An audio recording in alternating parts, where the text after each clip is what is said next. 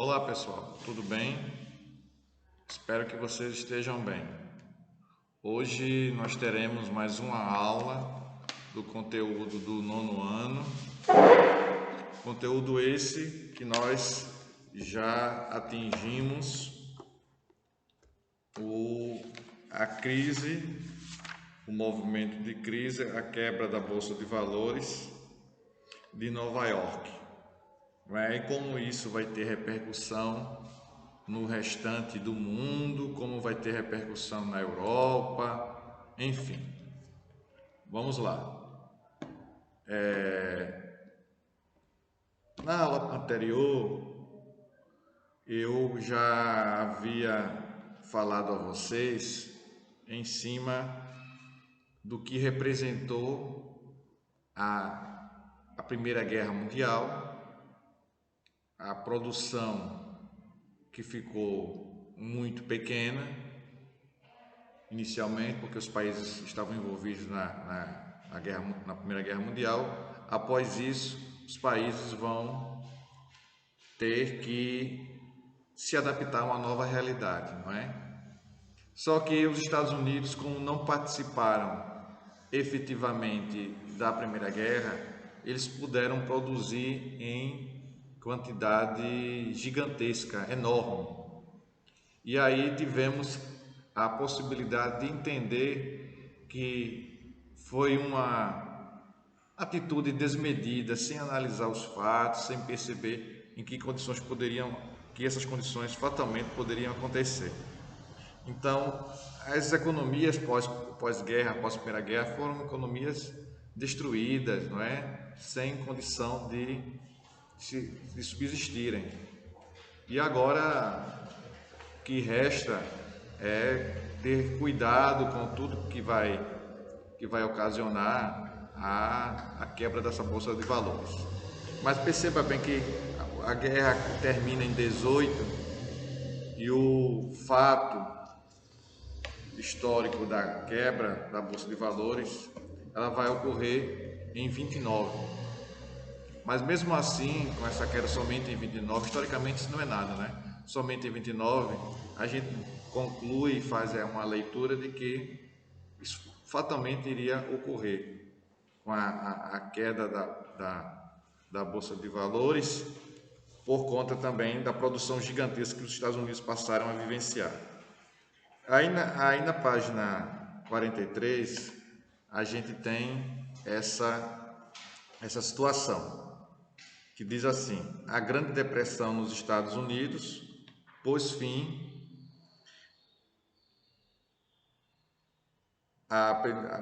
da Primeira Guerra Mundial. A Europa Oriental e os países da Tríplice Aliança e da Tríplice Entente tiveram suas economias abaladas e suas forças de produção diminuídas, não é? Os Estados Unidos e a Rússia não sentiram imediatamente a crise. Como vimos, a Rússia passava por dificuldades políticas internas, não é? Fruto da Revolução Russa de 17, que forçou sua retirada da Grande Guerra. Já os Estados Unidos lucraram com o conflito. A indústria americana lucraram com o conflito. Ponto. A indústria americana cresceu bastante, pois sua produção passou a ser voltada especialmente para os países que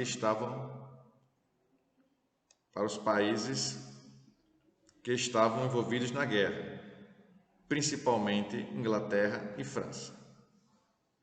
Tanto a indústria americana quanto a crescente mecanização da produção agrícola colocavam os Estados Unidos numa posição bastante confortável, tranquila, beleza, não é? Pois durante a guerra ofereceu seus produtos para os europeus, muito natural isso. Além disso, realizou empréstimos a juros altos para que as nações pudessem pagar todos os bens adquiridos durante a guerra, não é? Então, realizou empréstimos a juros altos para que aquelas nações que estavam saindo da Primeira Guerra pudessem pagar todos os bens adquiridos durante a guerra. Assim, as empresas estadunidenses enriqueciam e, ao mesmo tempo, colocavam as ações na Bolsa de Valores de Nova York, Wall Street, para que pudessem render mais ainda, rendendo mais. Com a crise de 29, e a Grande Depressão Mundial, a Bolsa de Valores de Nova York quebrou, evento que ficou conhecido como o Crash de Wall Street. Então, as empresas americanas em grave crise e a economia entrou em recessão. O crash da Bolsa de Valores. O crescimento econômico dos Estados Unidos, ainda na página 43, estabeleceu o chamado moda de vida americano, o American of Life. Nesse período, a indústria americana se fortaleceu e produziu muito, mas depois viveu grave recessão, justamente por conta da superprodução. A superprodução se dá quando a produção é bem maior do que o consumo. Claro, as nações europeias, ainda como consequência da Primeira Guerra Mundial, não iam consumir os produtos norte-americanos como consumiam anteriormente. Fatalmente isso ia acontecer, não é? Então,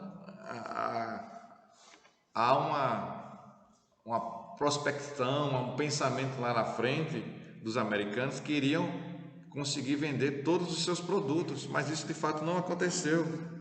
Saindo da página 43 indo para 44, não é? Então, nós temos o capitalismo em crise e vira e mexe esse sistema econômico, ele apresenta algumas situações de dificuldade, principalmente como ele é um sistema econômico interligado.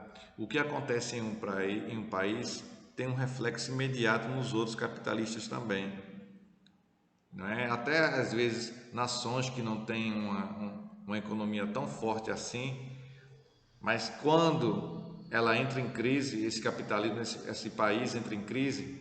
Por exemplo, há anos atrás a Grécia entrou em crise, mas a Grécia não tem um mercado de consumo gigantesco, não tem uma população gigantesca, não é grande produtora de petróleo, grande produtora de grãos, não.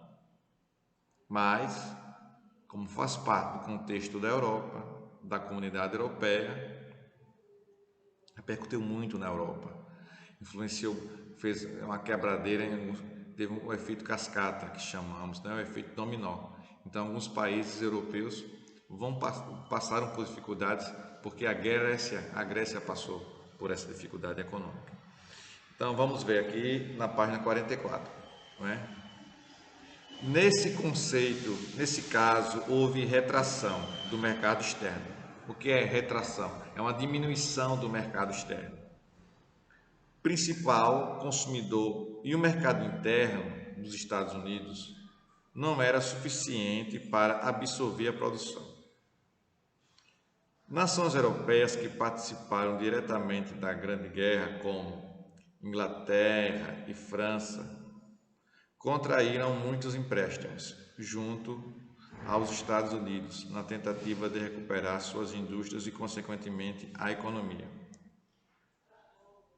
Os Estados Unidos, quando emprestaram dinheiro para os ingleses e franceses, veja bem aí, viu? Quando eles emprestaram dinheiro para franceses e ingleses, além de outras nações, exigiram que os produtos fossem consumidos pelo mercado desses países. Ou seja, eu te ofereço empréstimo de 10 bilhões, mas você compra preferencialmente os produtos que eu produzo aqui. Você não vai comprar produtos de outros países, não. A prioridade, na verdade, a prioridade vai ser minha. Eu que tenho essa prioridade. Nações europeias que participaram diretamente da Grande Guerra, como Inglaterra e França, contraíram empréstimos, não é? Pois bem, isso porque, voltando aí para a página 44, isso porque, enquanto a indústria americana crescia junto com a mecanização da agricultura, o poder de consumo interno não acompanhava esse ritmo. Os lucros ficavam com a classe média e os ricos, enquanto os maioria dos Estados Unidos, tinham dificuldades de consumo. Mesmo assim, as indústrias passaram a investir no mercado interno. Impulsionadas pela forte propaganda do estilo de vida americano, que fazia a classe média comprar por puro consumismo e não mais por necessidade. A indústria de maior destaque nesse processo foi a de automóveis, com a produção voltada para o mercado interno. As indústrias europeias diminuíram sua produção e, consequentemente, o consumo dos produtos americanos. A Europa entrava de vez na Grande Depressão Econômica. Não é? Aqui nós temos uma foto que retrata aqui os primeiros carros e o consumo, aqui a propaganda da América Flávia e o consumo da compra de carros. Pois bem, prosseguindo aqui, dito isto, vamos para cá. Com forte produção interna para a classe média, a sociedade aos poucos não dava conta do ritmo de consumo necessário para absorver a produção industrial dos Estados Unidos. Mesmo assim, continuava ativa, o que resultou em excessos de produtos, ou seja, superprodução. As empresas, no entanto, continuavam a colocar ações na bolsa de valores. Quando o consumo da classe média diminuiu, as empresas perderam valor e a bolsa de valores de Nova York quebrou. Deu para entender aí? Produção continuava ativa, um excesso de produtos, superprodução. As empresas, no entanto, continuavam a colocar ações na bolsa. Quando o consumo da classe média diminuiu, as empresas perderam, houve uma desvalorização das ações. Como o centro econômico mundial tinha passado a ser os Estados Unidos, a crise financeira afetou direta ou indiretamente o mundo inteiro. O mundo inteiro foi afetado, principalmente a Europa, que tentava se reconstruir no pós-guerra e dependia do mercado e de empréstimos americanos. A América Latina, a América Central e a América do Sul era muito dependente.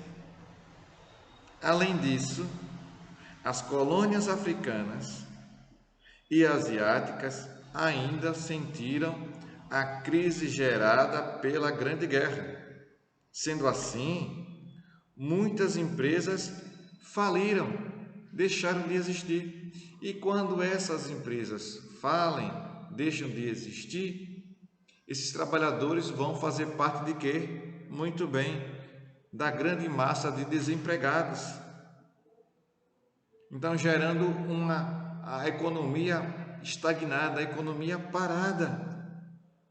Claro que isso via ter um efeito desastroso para a economia mundial. que eu já abordei, já falei anteriormente.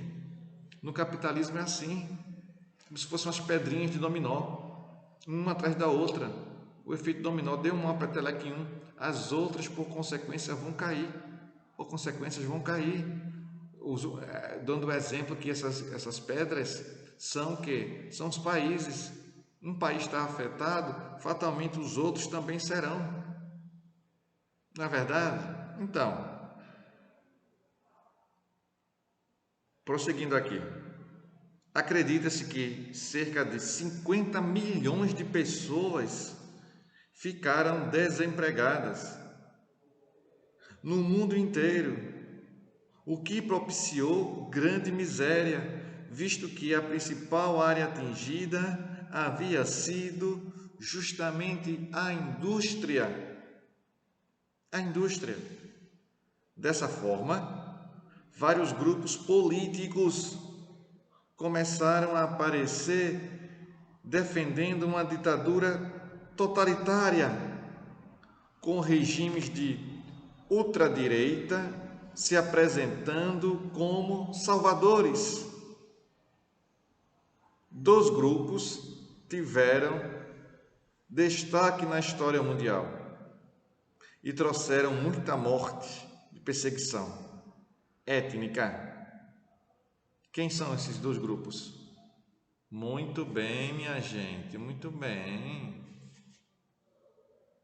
Os fascistas e nazistas, que veremos lá na frente, no conteúdo da Segunda Guerra Mundial. O New Deal, o que é que temos aqui no New Deal? Significa, essa tradução, um novo acordo. Só que esse novo acordo representa o quê? A intervenção econômica do Estado. O Estado intervindo, o Estado atuando, ajudando aquelas famílias, aliás, ajudando a economia a se recuperar como um todo. Então, percebam aí, o governo vai fazer investimentos para que a economia novamente esteja muito bem aquecida. Não é isso? Vamos lá. Conforme estudamos, a crise no início da década de 30 teve caráter global, ninguém escapou. Todo mundo vivenciou esse conflito. Era preciso buscar uma solução imediata que não só melhorasse as condições da população, mas também recuperassem o poder industrial das nações, bem como restaurasse o padrão de vida americano. Várias nações estabeleceram políticas econômicas que deram poder às indústrias. Várias.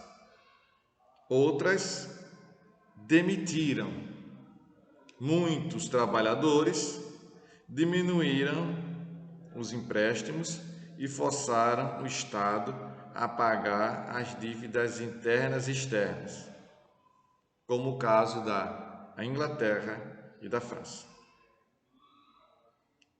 Nos Estados Unidos, ainda buscou-se recuperar a Bolsa de Valores de Nova York. Ponto. Alguns países como a Alemanha e Japão se militarizaram, isto é, colocaram seus desempregados no exército e voltaram à indústria para o comércio de armas, além de tecnologias muito mais avançadas, não é? O centro da crise mundial, o centro da crise financeira mundial, os Estados Unidos criaram uma política econômica em que deveria haver intervenção do Estado na economia. O Estado deveria intervir na economia. É isso que eu falei. mas sempre acontece isso. Quando o capitalismo está em crise, ele vai recorrer ao Estado. A essa política foi dado o nome de New Deal, instituído pelo presidente americano, já estou na página 46, pelo presidente americano Franklin Delano Roosevelt. Nós temos um link que fala sobre ele na página 46, que diz assim: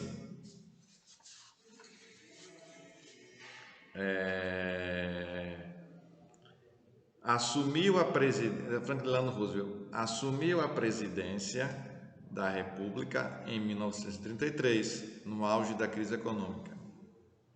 Foi responsável pela política que recuperou a economia,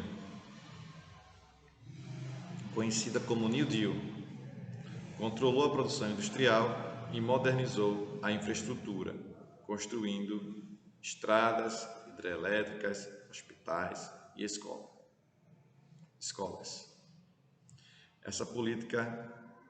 Sem essa política, os Estados Unidos dificilmente teriam saído da crise. Pronto, New Deal foi baseado nas ideias do economista, estou na página 46, do economista John Maynard Keynes, segundo as quais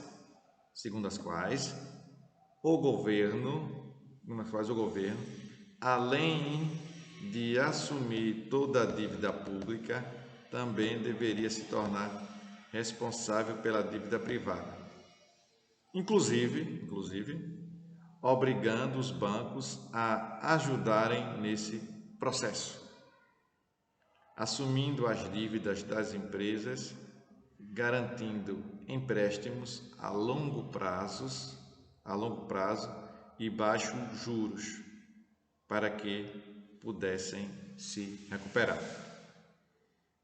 O outro item diz assim: até então, toda a política dos Estados Unidos era voltada para o liberalismo econômico e o capitalismo como sistema financeiro. Em outras palavras, defendiam um livre mercado. Nós tivemos a oportunidade de estudar o ano passado um pouco sobre o socialismo. E o socialismo combatia justamente isso. Esse livre mercado, sem intervenção alguma na economia, que o Estado não poderia intervir, não poderia se meter. E o que acontece quando o capitalismo chega a determinado nível, ele deixa uma série de situações desiguais.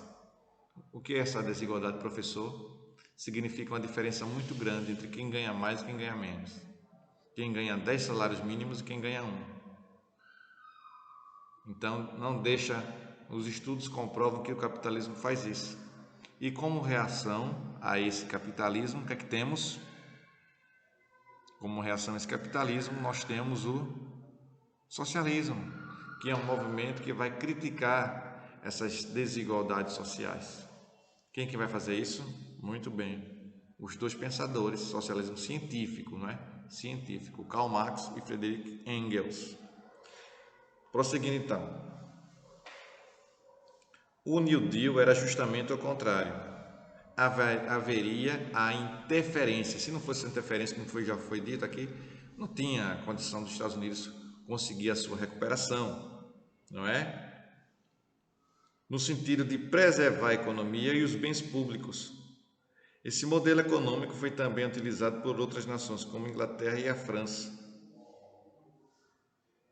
por ter dado certo nos Estados Unidos. Dentre as principais medidas e reformas do New Deal destacaram-se o quê? Investimentos em obras públicas, que pudessem absorver a grande quantidade de desempregados. Acredita-se que cerca de 4 bilhões, é um número gigantesco, 4 bilhões de dólares foram usados nas construções de estradas, hidrelétricas, hospitais e escolas. Era uma boa forma de aliviar a crise e ainda movimentar a economia, que a economia novamente pudesse estar aquecida, injetando, colocando 4 bilhões de dólares na economia. Porque se não fosse dessa forma, o país não teria esse giro econômico. As cadeias produtivas da compra e da venda não teriam possibilidade de se reerguer. Não iria acontecer isso se não fosse o New Deal. Não é? Então ele fez investimento em estradas, em hidrelétrica, em hospitais. Não é? Era uma boa forma de aliviar a crise e ainda movimentar a economia, visto que poderiam consumir produtos das indústrias, reativando assim a produção de bens. Temos aqui o controle da produção agrícola. Em primeiro lugar, foram destruídos os estoques de milho, trigo e algodão. Em seguida, passou-se a pagar os donos das propriedades agrícolas para manterem a terra em repouso, ou seja, sem ser cultivada, para assim evitar a superprodução. Um outro item foi realização de uma reforma trabalhista que incluía a criação do salário mínimo e do seguro-desemprego, a redução da jornada de trabalho e a definição de idade limite para o trabalho em 65 anos. É uma regulamentação da Associação dos Operários, não é? E a intervenção do Estado para fortalecer. Aqui vai trazer algo em cima da lei seca que eu vou destrinchar para vocês nas próximas aulas. Detalhar para vocês nas próximas aulas. Eu vou querer fazer agora uma atividade de exercício para a gente fortalecer nosso conhecimento. O que é que temos aqui? Diz assim: a foto ao lado da americana Margaret Booker White apresenta desempregados na fila de alimentos durante a Grande Depressão, que se iniciou em 29. Além da preocupação com a perfeita composição, a artista nessa foto revela o quê? Capacidade de organização do operariado, na letra A. Na letra B, esperança de um futuro melhor para os negros. Na letra C, possibilidade de ascensão social universal. Letra D, as contradições da sociedade capitalista. Na letra E, nós temos o consumo de determinadas classes sociais. Qual seria a alternativa aí, minha gente? Muito bem, alternativa D, alternativa D. E para terminarmos, sair da página 50, vim para a página 51 agora a página 51, diz assim: da Grande Depressão ocorrida no mundo capitalista com a crise de 29, resultou em que o desemprego, o reforço do liberalismo, a modernização do setor industrial. Letra B, a arte expressionista é um movimento de anarquistas e nazifascistas, o intervencionismo estatal, não é? Múltiplos problemas sociais e nova corrida armamentista. Letra D, o surgimento do neoliberalismo, o fim da hegemonia europeia e a popularidade das correntes culturais existencialistas. Qual é a sétima? Muito bem, a sétima é a letra B, a arte expressionista, um avanço dos movimentos anarquistas e do nazifascismo. Pessoal, eu estou concluindo a aula de hoje. Na próxima aula nós vamos, avançar e vamos fazer um estudo em cima de algumas situações artísticas que vão surgir, movimentos artísticos na Europa e no Brasil, e vamos chegar para estudar também a história da República das Oligarquias. Tá bom então? Tchau para vocês, Forte abraço e até a próxima. Tchau, pessoal.